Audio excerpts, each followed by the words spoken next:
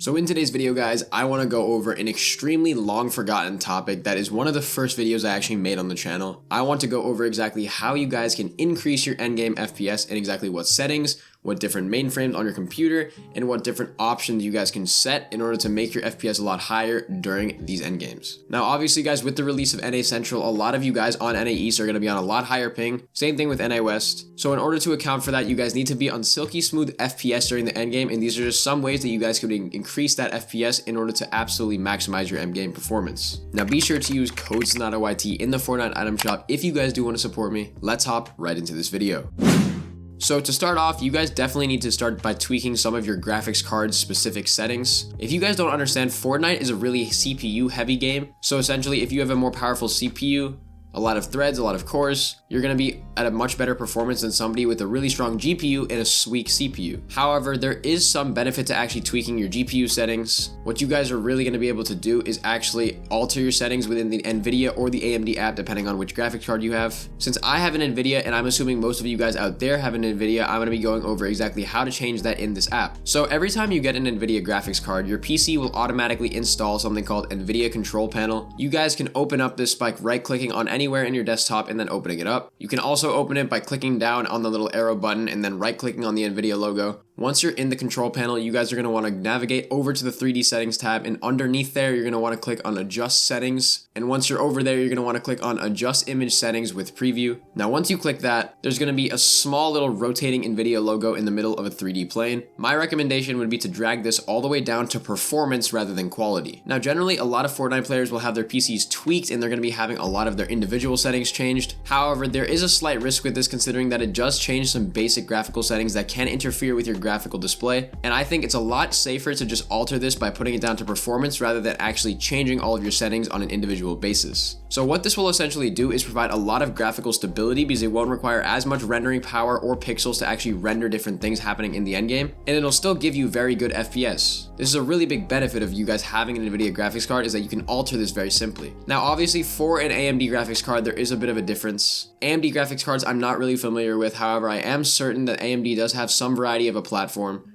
where you can actually alter the settings just like this. But overall, altering your graphical settings is a very important factor in contributing to your endgame FPS and making sure that you're stable and silky smooth during the endgame. Next, I'm going to be moving into the Fortnite settings individually. Now, within the Fortnite game, I'm going to start off in the video settings tab. Obviously, you guys should be playing on full screen 1080p, unless obviously your monitor doesn't support that, but most people's monitors do. Then what I would highly recommend you guys do is make sure you cap your FPS to one setting higher than your monitor's refresh rate. You guys can figure out your monitor's refresh rate by just looking in your settings for it, or you can just look up the name of your monitor and then type the word refresh rate after it. So, for example, if you have a 144 Hz monitor, I'd recommend you cap your FPS at 160. Then what you guys can easily do is navigate down to the graphics quality settings. And here I'm going to be explaining exactly the best settings for you guys to absolutely maximize your performance. Now, first off, this is going to be if you guys are playing on DirectX 11, which is by far the most commonly chosen platform for PC players. I'd recommend for DirectX 11, which is something that I use, that you guys have everything on the lowest possible settings except for view distance. That means stuff like anti-aliasing, shadows, reflections, textures. All of these different things you need to have on absolute low settings except for view distance. View distance, I'd recommend that you guys try to have on epic, considering that it'll let you see further, but also it'll make sure that your builds don't start bugging out on your screen. There is currently a glitch in Fortnite where if your view distance is on low, then you're going to be in the low meshes setting of performance mode, as you guys know. Your builds will essentially look like blocks, and it won't really be as appealing to the eye, and it'll actually limit your ability to see through builds. So I'd recommend you have your view distance on epic as usual. But other than that, every single one of your video settings should be on the absolute lowest setting. With the exception of 3D resolution, that should also be at 100% so that you can actually see the game at the clearest visibility. Then you guys can scroll down and click on the advanced graphics settings. In the advanced graphics settings, obviously I'd recommend you have show FPS on. You can skip over the next two.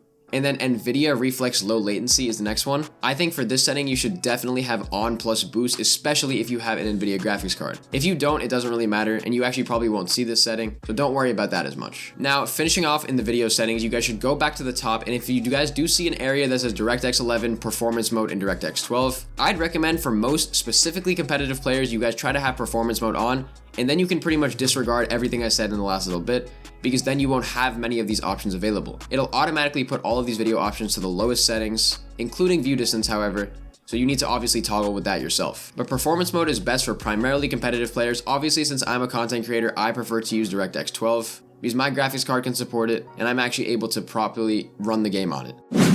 Now moving on to the next set of settings, this is going to be the game settings. Now obviously there's not much you guys can actually do here in order to alter your performance. There is one small thing that will actually drastically affect your performance. I'd recommend you guys go into the game settings tab and then scroll down to the absolute bottom. Once you're at the absolute bottom, you're going to see the replay section of this. And once you're in the replay setting, I'd recommend you guys click record replays off, record large team replays off, and then record creative mode replays off. Recording replays actually does use some of your computer's hardware, so I would highly recommend that you guys try to avoid having replays on at all costs. It'll not only extremely boost your FPS, it'll prevent your CPU from being used in other stuff like recording replays, and that'll also obviously prevent you guys from having the general replay settings on, therefore saving more of your computer's memory. And then a final thing for those of you that are really struggling to maximize your FPS during the endgame, this is for people with a lot weaker PCs and people who can't really run the game at a proper FPS stably. I'd recommend you go to your sound settings and then turn your sound quality to low. Obviously this won't take too much of a difference. It won't really take that much of a toll on your FPS, but it's still valuable to do, especially if you guys have a very weak PC. But that's it for the general in-game settings on how to raise your endgame FPS. Let's go on to the final section of actually altering your background apps.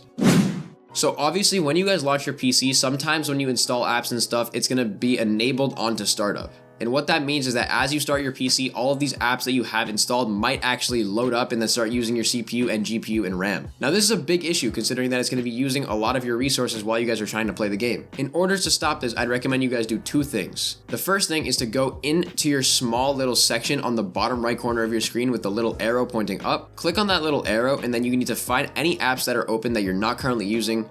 This can be stuff such as Bluetooth apps, this can be stuff such as antiviruses, different softwares in the back. You want to right click on them and then click close or quit. You definitely need to close those apps so that they won't use most of your CPU and GPU. And then obviously to alter your startup apps to make sure that those apps don't launch up again at your startup, especially if they're not necessary, you want to go into your task manager by typing that in the bar. Once you're into your task manager, you want to go to the startup apps section of it, and then you want to see all of these startup apps and make sure that you click any non-essential ones off. So for example, for me, I have my Razer Synapse and then my CPU software loading up on startup. However, every other app that is there, I have turned off on startup, and it's only open if I open it once my computer opens. But that's going to really help your CPU performance and overall raise your overall FPS in the game.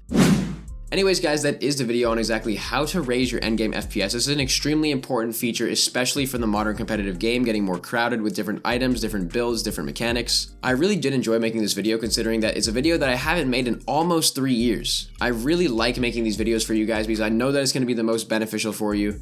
It's an extremely important feature of the Fortnite competitive system. But that's about it for this video guys. Be sure to like and subscribe to the channel, and I will see you all in the next video. Bye guys.